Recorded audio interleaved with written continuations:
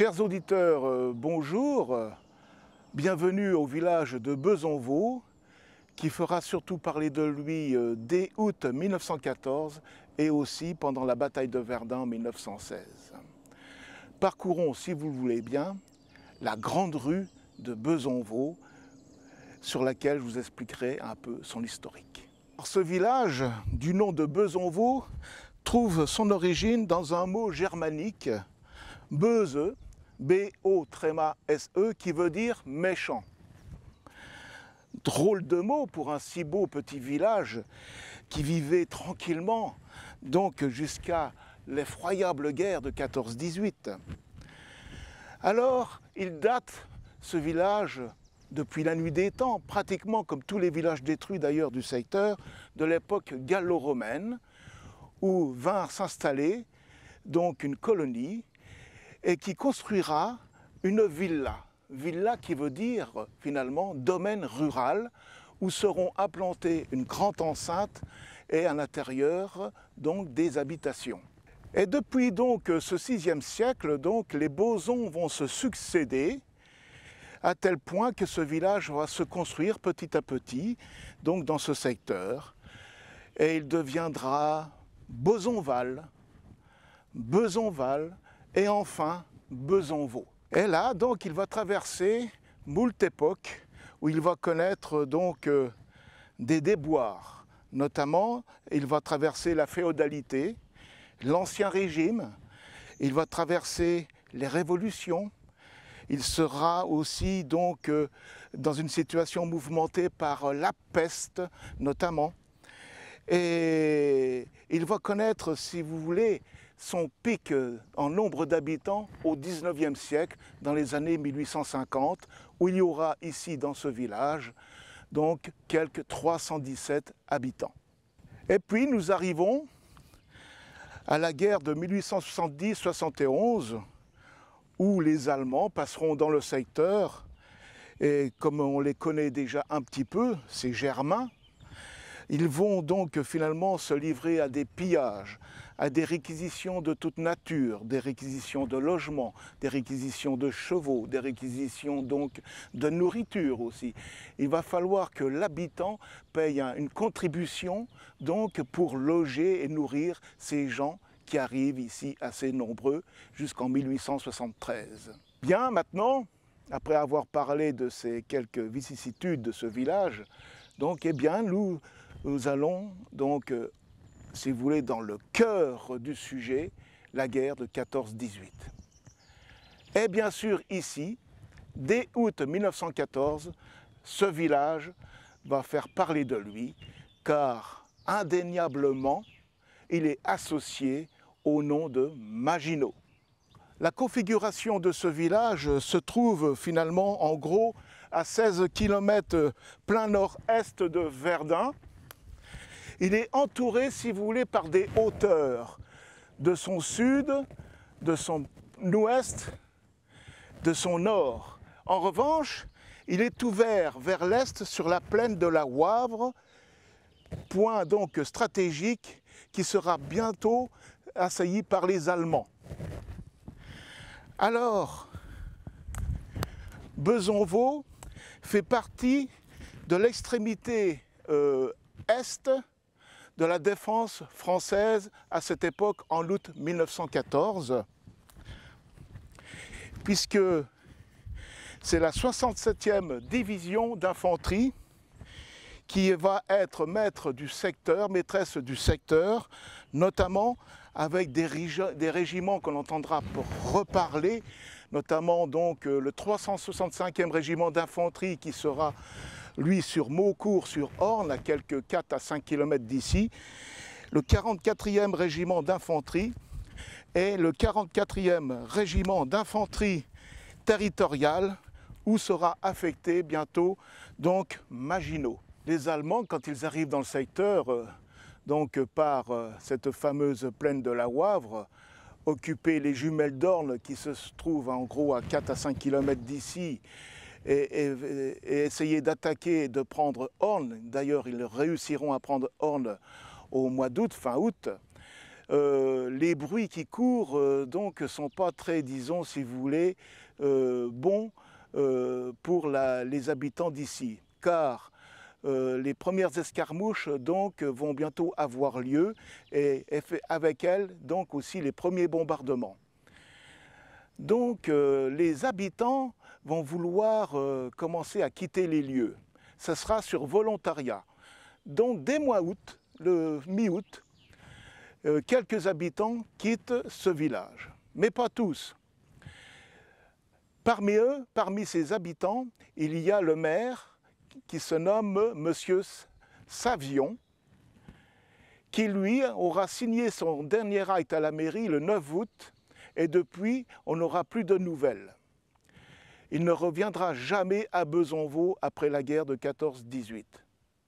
En revanche, il laisse cette situation de gestion de la commune aux mains de deux conseillers. Ces deux conseillers municipaux se nomment M. Trousselard et M. Léonard. Alors, qui va avoir la responsabilité finale de la gestion pendant cette guerre? Eh bien, c'est le préfet de la Meuse qui va décider. En effet, c'est M. Trousselard qui va avoir, si vous voulez, donc la responsabilité de la gestion de la commune, eu égard au nombre de voix supérieur à M. Léonard lors des élections. Donc M. Trousselard va remplacer M. Savion, qui lui a déjà pris la poudre d'escampette.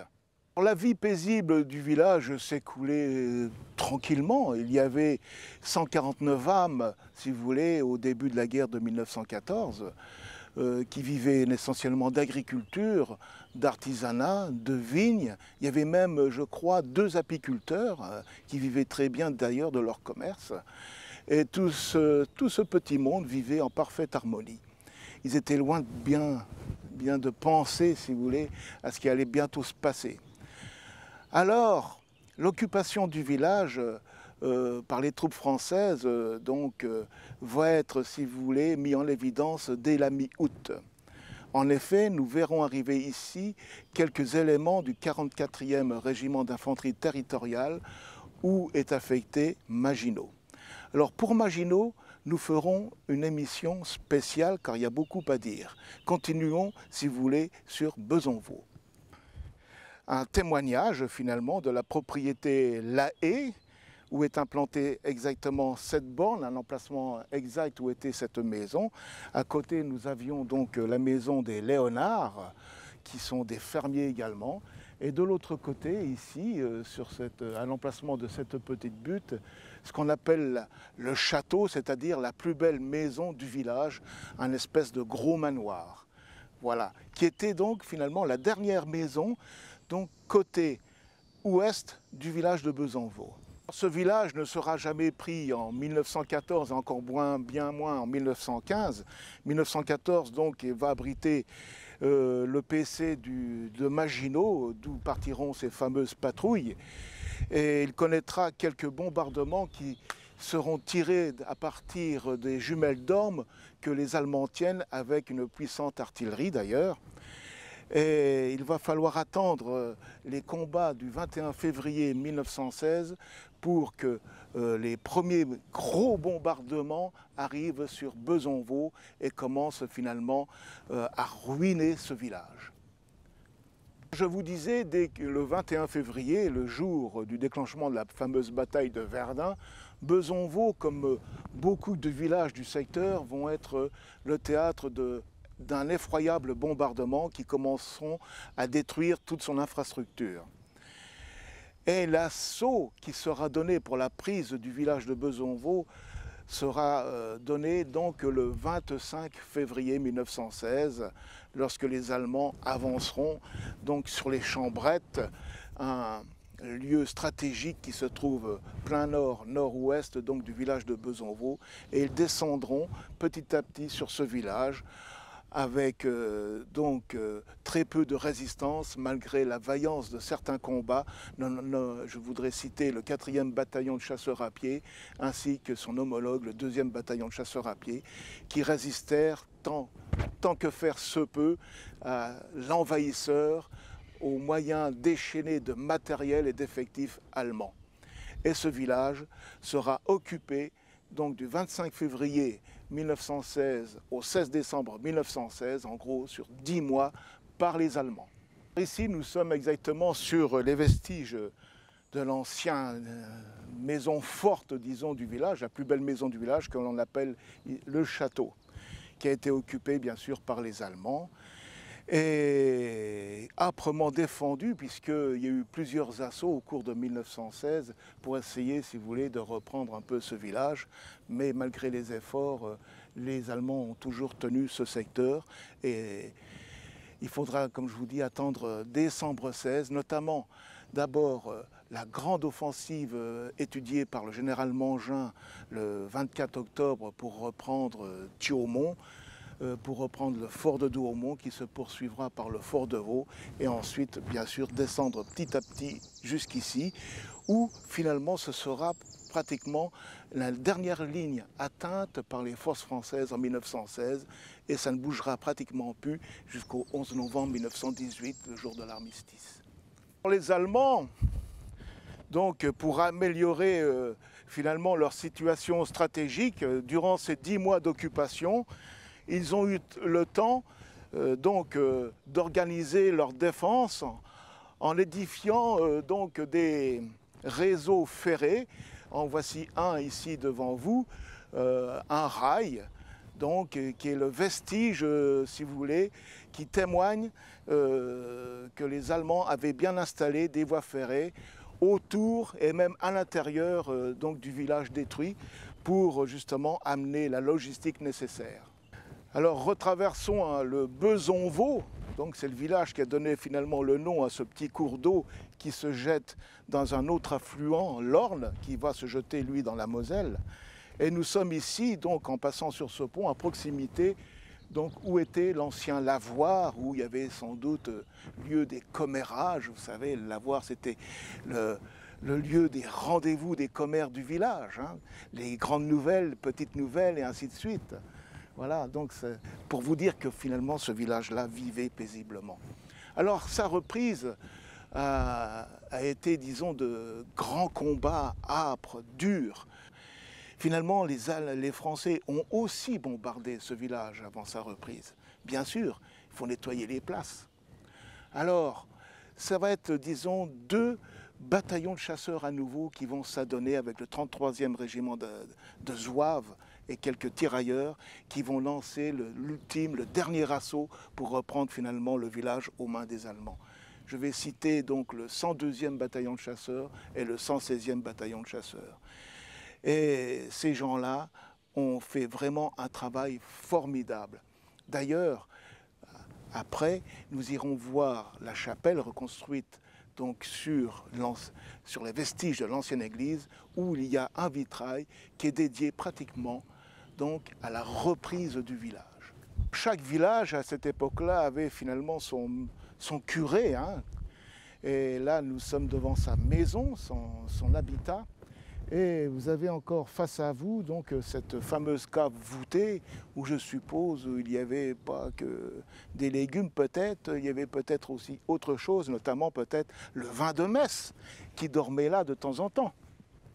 Et après la guerre de 14-18, bien sûr, nous sommes finalement dans cette fameuse zone rouge décrétée dès 1919, hein, zone inconstructible, pollués par les corps qui sont encore enfouis, pollués par les obus, même notamment les obus chimiques non explosés qui sont encore dans le sol, où l'agriculture ne peut pas reprendre totalement sa plénitude, sa forme.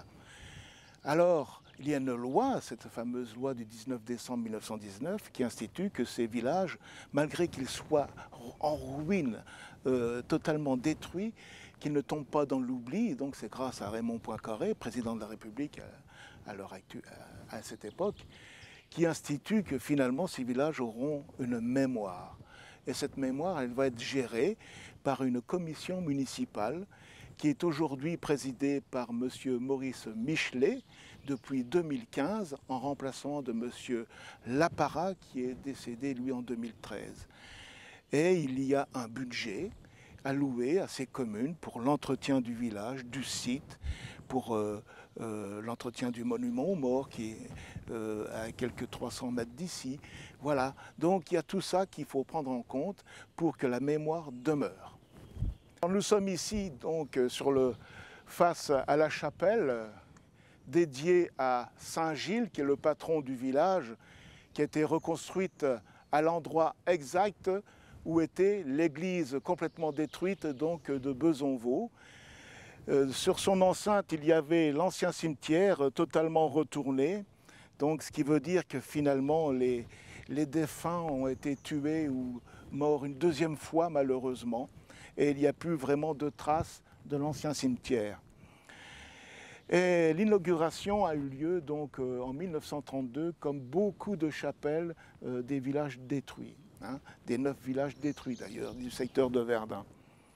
Et il y a un vitrail qui est assez particulier, qui est donc honore les troupes françaises lors de la reprise du fort, de la reprise du village de Bezonvaux.